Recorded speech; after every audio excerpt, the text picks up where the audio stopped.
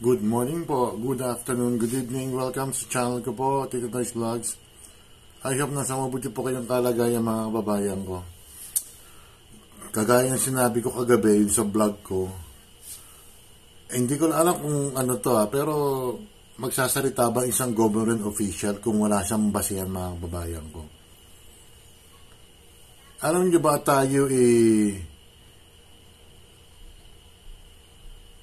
nalugi or yung sanang kikitain natin mga kababayan ko 1.7 trillion pesos po na wipe out po dahil po sa controversial na mga flood control na yan. Corruption mga kababayan ko. Kasi mga kababayan ko, hindi ako stock expert Kasi pag mga ganyan sa stock, for example, bumili ka ng stockholder ka ng isang company, o tawag na sa pangalan ng company, Jollibee. Ang Jollibee po ngayon is, pagpalagay natin 200 pesos per share. So, after a year, or, kasi may minsan sa isang araw tumataas sa bumababa yan. For example, itong buwan na to, naging 205. Yung 5 piso po, yun ang magiging tubo mo, mga titos, mga titas. Ano lang parang, sugal ang stock mga babayan ko. Sa ngayon po, for example, yung Jollibee, dati 200 pesos per share, naging 100 na lang. Dahil, sa unstable ng politics natin mga babayan ko. Tapos yung image pa natin, wala. Yung leader po natin, mahina po. Pinagtanggol pa naman ng isang advisor. Fake news daw. So mga babayan ko, itong si chairman ng SEC, sinungaling. Kaya nyo tayo maniniwala sa Malacanang o sa isang expert mga babayan ko. May isang isang stockbroker ata to or ekonomistang babae, pakinggan natin kung sinabi niya. Ito nga mga kababayan ko. Ito yung, I don't know kung stockbroker to or baka nagkokomentary ng mga kababayan ko. Kasi mga kababayan ko, pag ang ibang mga negosyante walang tiwala sa gobyerno natin, hindi maglalagap ng negosyo dito yan. Maaari pa pumunta sa ibang bansa mga kababayan ko. Alam niyo ba, baka maunahan pa tayo ng Vietnam o Myanmar. Hindi, ang Vietnam na unahan na tayo mga kababayan ko. Baka ang Bangladesh maunahan na tayo mga kababayan ko. Dahil sa unstable yung natin yung condition natin corruption mga kababayan ko. Ang USA mga kababayan ko nag-warning na rin. Nag-warning na rin na ang gobyerno di umano'y sindikato na ng corruption mga kababayan ko. Tapos iba, yung advisor ng Malacanang nagda-damage control pa, peke raw. Pakinggan natin si Miss Beautiful So I just read in Facebook that the Philippine stock market 1.7 trillion wealth wiped out by corruption woes, sabi ng SEC. So ano ibig sabihin ng post ito? Sabi ng Security and Exchange Commission, investors in the Philippine stock market collectively lost 1.7 trillion pe. Ayun. Kita yun mga babayan ko nag-drop nga po ang mga stock mga babayan ko. Hindi ako expert pero dahil nga sa kondisyon natin, sa corruption natin mga babayan ko, isasama ko lang to yung nangyari sa kamag-anak ni ni Gretchen Ho. Kasi yung kamag-anak ni Gretchen Ho mga babayan ko, they went to Norway sa Oslo. Ang pera doon po, hindi po euro correct niyo ako, or basta, magpapalit lang ng $300 para i-convert sa pera sa Norway. Alam niyo ang ginawa? Hindi pinapalitan yung Pilipino or Pilipina ang kamag-anak ni Gretchen. No? Ang sabi, no, I will not change that because your country is corrupt. Pero para sa akin, parang discrimination naman yun. Anong kinalaman ng magpapalit lang yung Pilipino, kababayan natin sa airport ng Oslo, Norway? Tinan mo, talagang buong mundo balitang-balita na tayo ay corrupt government. Ang gobyerno ni Marcos is corrupt. Tingnan mo, $300 hindi pinalitan, mga kababayan ko. Pesos in value over the past 3 weeks. 3 weeks ago lang. So, itong number na to, it represents how much total market capitalization, kumbaga combined value ng lahat ng mga listed companies, bumagsak. And ang reason na cited ng SEC is hindi, in-explain naman ng Malacanang nag-damage control, peki raw. Hindi raw totoo yan, mga kababayan ko. Maglabas sila ng statement. Yung mga advisor ni Makoy sa ekonomiya, bakit hindi nag-ano? Tinan mo, instead na mag-i-invest sa atin, for example, ang mga European country or USA, imbis na sa atin mag-i-invest, maglalagap ng negosyo, lulipat sila sa Taiwan, sa Thailand, sa Vietnam, sa Singapore, sa Malaysia. Kasi walang corruption doon. Maybe meron, pero minimal. Sa atin po, billion piso, mga babayan ko. Because of the corruption. Meaning yung mga issue about corruption, political instability, or lack of investors' confidence have caused investors, mapa-local man yan, mapa-foreign, binibenta nila yung mga shares nila. Tama. That is why bumabagsak yung stock prices. So in simple terms, malaki ang nawala sa Philippine stock market. Sayang. Maaari pang gamitin sa mga infra project yan. Ang problema kasi, ang punot dulo nito, mga babayan ko, corruption Pero on the other hand, magpasalamat tayo kay God, mga kababayan ko. Kung hindi umulan ng super lakas, as in talagang yung ulan parang isang buwan ata yun sa isang araw. Ayun, binaha, mga kababayan ko. Kaya nga tinatawag na flood control May flood talaga. Yung control, kukontrolin yung baha. Ang problema, hindi na control kasi ang kinontrol ng mga politiko, yung bulsa nila.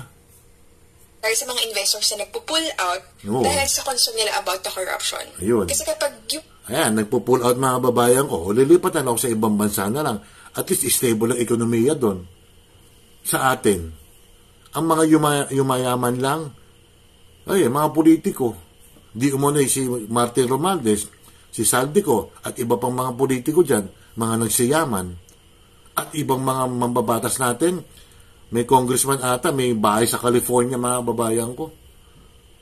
Kung confidence level ng mga investors is bumabagsak about a certain country, a certain instrument, asset, bumabagsak talaga yung presyo. That is why total value ng market is bumabagsak din. So, anong direct impact nito sa Pilipinas? So, number 1, kapag bumagsak ang confidence sa mga investors. Yung confidence, mga babayan ko, makakabangon ba tayo niyan? Di sana nga, makabangon tayo kasi tayo rin magsasuffer niyan si Marcos yan, pagkatapos ng term niya, baka lumipad pagbutang Amerika yan I guess may bahay ata o sa ibang bansa.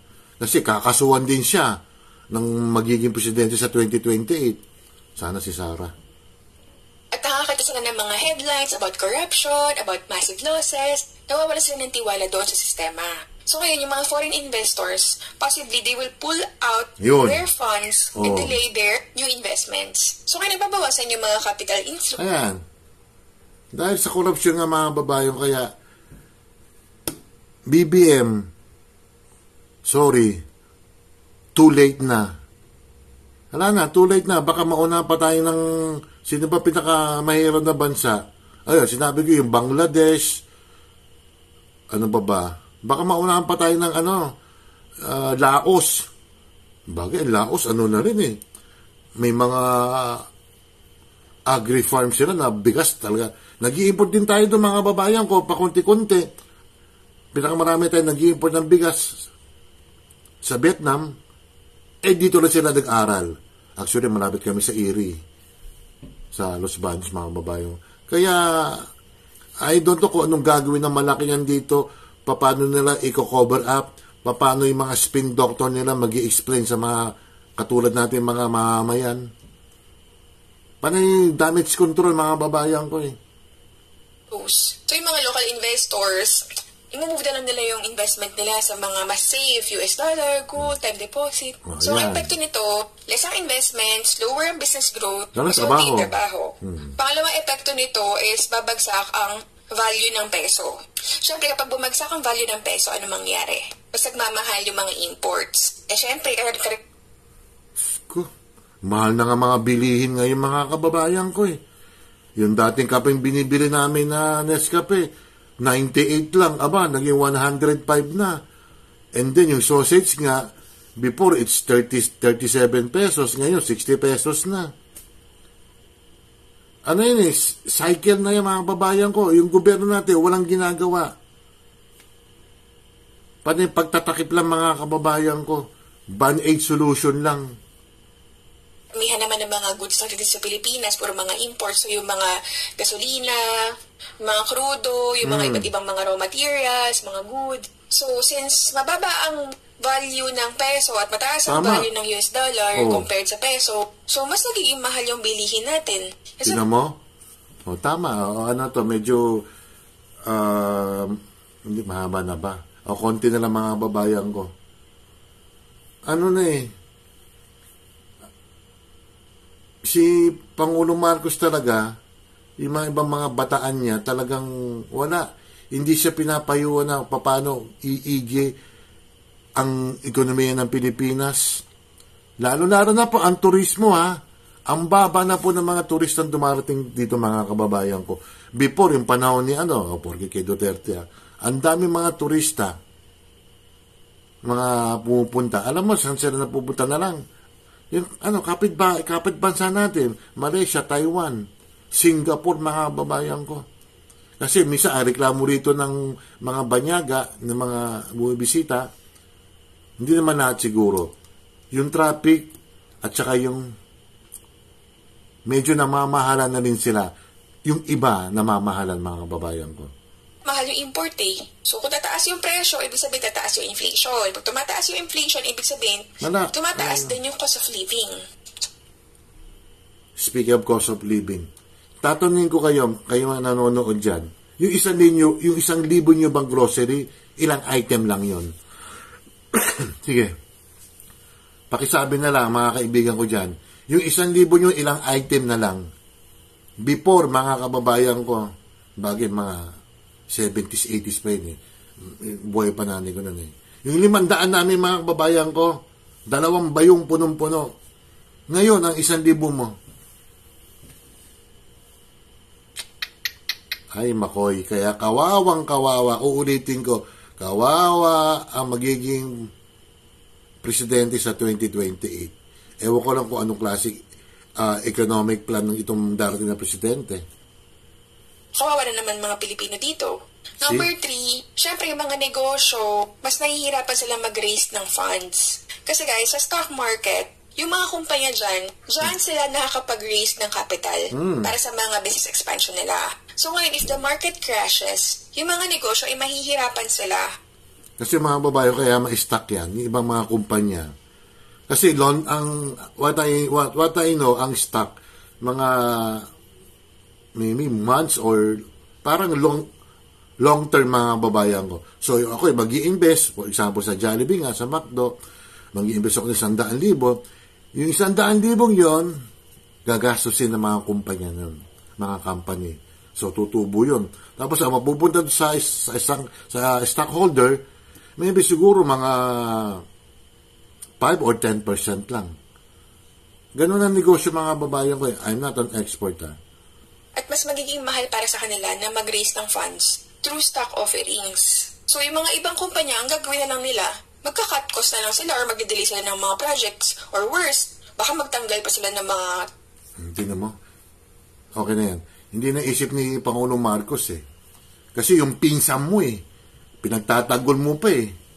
So, ano mangyayari sa atin? Ang Malacanang, sandali na lang 30 seconds lang. Papakita ko sa inyo yung Malacanang. Sandali ito mga babayan ko, yung advisor ng Malacanang, advisor ni ni BBM mga babayan ko. Sabi niya, 1.7 stock market wipe out due to corruption, fake news. Ayun. Yan ang spin doctor ng Malacanang, mga kababayan ko. Ay silang magsabi ng totoo.